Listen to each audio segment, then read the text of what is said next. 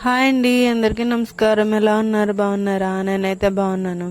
నేనైతే వీడియో తీసి చాలా రోజులైంది.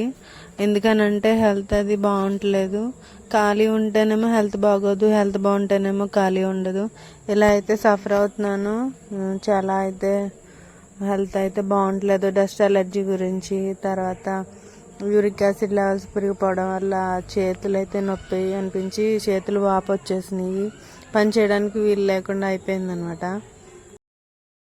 నిజంగా అండి, ఇన్ని రోజులు ఖాళీగా ఉన్నాను. ఎవరు కూడా బట్టలు అనేవి తేలేదు. సరిగ్గానే మిషన్ అనేది ఎక్కాను. అంటే నా పని చేద్దామని అనిపించేటప్పటికి మనకి పని వెతుక్కుంటూ వస్తుంది. పని చేయాలన్న ఆలోచన మనకి రావాలి. వచ్చినప్పుడు ఇలా పని అవకాశాలు అనేవి మనం వెతుక్కుంటూ వస్తాయి అన్నమాట. మెయిన్ మనకి కష్టపడాలి అనే ఆలోచన ఉండాలి. కష్టపడాలి అని మనం సంకల్పించుకోవాలి. లేదు తిని కూర్చుందాం అనుకుంటే లైఫ్ ఇంకా అలానే వెళ్తుంది. ఇప్పుడు ఏంటంటే ఈ వీడియో తీసి చాలా రోజులైంది. తర్వాత నాకు మనసులో ఒకటి అనిపించింది. మన ఏదైనా మాకు మనసులో అనిపించిన విషయాలు షేర్ చేసుకోవడానికి ఎవరైనా ఉంటే బాగుందని అనిపిస్తుంది కదా. ఫ్రెండ్స్ లేదంటే అమ్మ నాన్న వీళ్ళతో చెప్పుకుంటాము.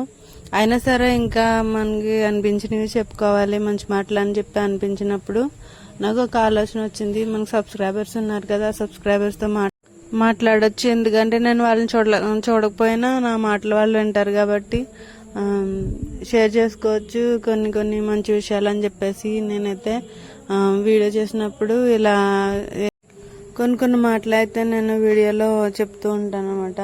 మీకైతే ఏమనిపిస్తుందో కామెంట్ చేయండి. మీరు ఏమనుకుంటున్నారో నాకేమో అర్థం కావట్లేదు.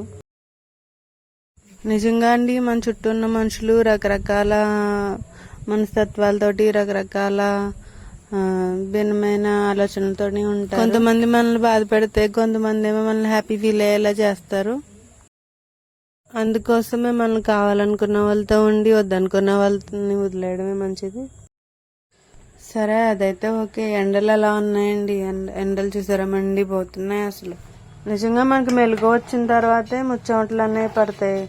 చెవటలు అంత విపరీతంగా పడుతున్నాయి. అసలు బయటకైతే రాలేకపోతున్నాం, పనులు అయితే చేసుకోలేకపోతున్నాం. ఆపసోపాలు ఆవేశాలు కింద ఉన్నాయన్నమాట. ఎండలు చాలా భయంకరంగా ఉన్నాయి. మీరైతే జాగ్రత్త. సబ్స్క్రైబర్స్ అందరూ వేసవకాలం ఎంత సేఫ్గా ఉంటే అంత మంచిది. వేడికి చిన్నపిల్లల్ని, తర్వాత పెద్దవాళ్ళని, ముసలి వాళ్ళని కూడా జాగ్రత్తగా చూసుకోవాలి. జీవితంలో సంతోషం, బాధ రెండు పక్కనే ఉంటాయి. ఇప్పుడు సపోజ్ మనకి ఈ సమ్మర్ హాలిడేస్ అని చెప్పేసి హ్యాపీగా ఉండాలి అనిపిస్తుంది. ఒక పక్కనేమో వేడి. రెండు పక్కనే ఉంటాయి. హ్యాపీనెస్ అనేది, తర్వాత బాధ అనేది కూడా. నిజంగానండి, కొంతమంది మనకు అర్థం కారు. కొంతమంది అంటే నటించేవారు ముఖ్యంగా అర్థం కారు అనమాట. వాళ్ళు ఏమనుకుంటున్నారు అని చెప్పేసి మనకి అర్థం అవదు. పైకి ఒకలా మాట్లాడతారు, వేరే వాళ్ళతో ఇంకోలా మాట్లాడతారు. నేను ఫేస్ చేశాను కాబట్టి చెప్తున్నాను. మన ముందైతే పొగుడతారు, మన చాటుకైతే వెళ్ళి ఆమె ఎలాగా ఈమె ఎలాగా అని చెప్పేసి చెప్తూ ఉంటారనమాట. అలాంటి వాళ్ళని ఏమన్నాలో కూడా అర్థం కాదు. ఈవిల్ థాట్స్ వాళ్ళవి.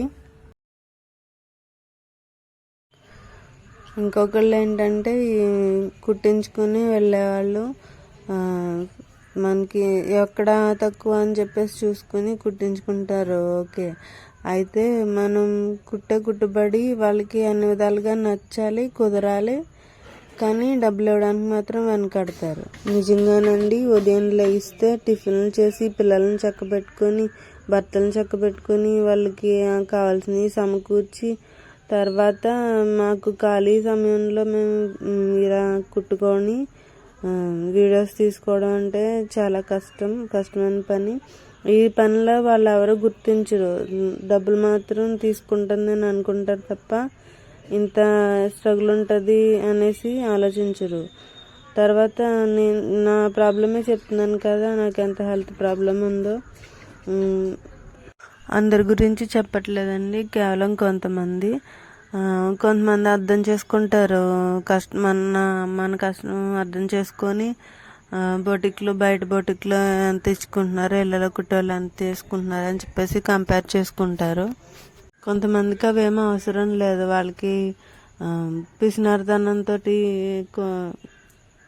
వాళ్ళు అనుకున్నదే ఇద్దామని చూస్తారు, కానీ మా కష్టం వాళ్ళకి అర్థం కాదు. కొంతమంది అయితే లైనింగ్లు పాల్స్లు మీరే వేయండి అని చెప్పేసి ఇస్తారు, చీరలో ఓన్లీ చీర తెచ్చిస్తారు, దానికి లైనింగ్ పాల్స్ కూడా మేమే సెట్ చేసి మేము కుట్టేసి మొత్తం చీర బ్లౌజ్ రెడీ చేసి ఇస్తాము. అలా ఇచ్చినా కూడా వాళ్ళకి సాటిస్ఫాక్షన్ అనేది ఉండదు. ఏం చేస్తారంటే దాన్ని నేను 100 ఇస్తాను, 120 ఇస్తాను అని చెప్పేసి అంటారు.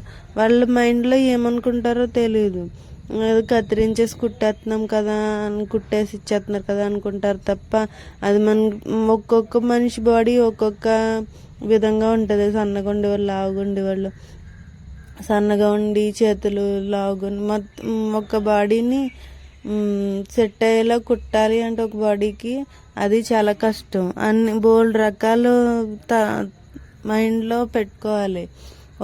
ఇప్పుడు 10 మంది కుట్టామంటే 10 మంది ఒకలా ఉండరు, ఒక్కొక్కరు ఒకలా ఉంటారు. వాళ్ళందరూ మెజర్మెంట్స్ మైండ్లో ఉండాలంటే చాలా కష్టమైన పని. సో ప్లీజ్ అండి, మా ఇంట్లో వాళ్ళని అర్థం చేసుకొని, మా ఇంట్లో సమస్యలు చూసుకొని మేము మీకు అంత అందంగా బట్టలు కుట్టిస్తున్నామంటే మీరు అర్థం చేసుకోవాలి, మమ్మల్ని గుర్తించాలి. ఐ హోప్ ఈ వీడియో మీకు నచ్చింది అనుకుంటాను. నచ్చితే కనుక లైక్ చేయండి, షేర్ చేయండి. కొత్తవారు మొదటిసారి చూస్తుంటే కనుక ఈ ఛానల్ సబ్స్క్రైబ్ చేసుకోండి. Thank you for watching.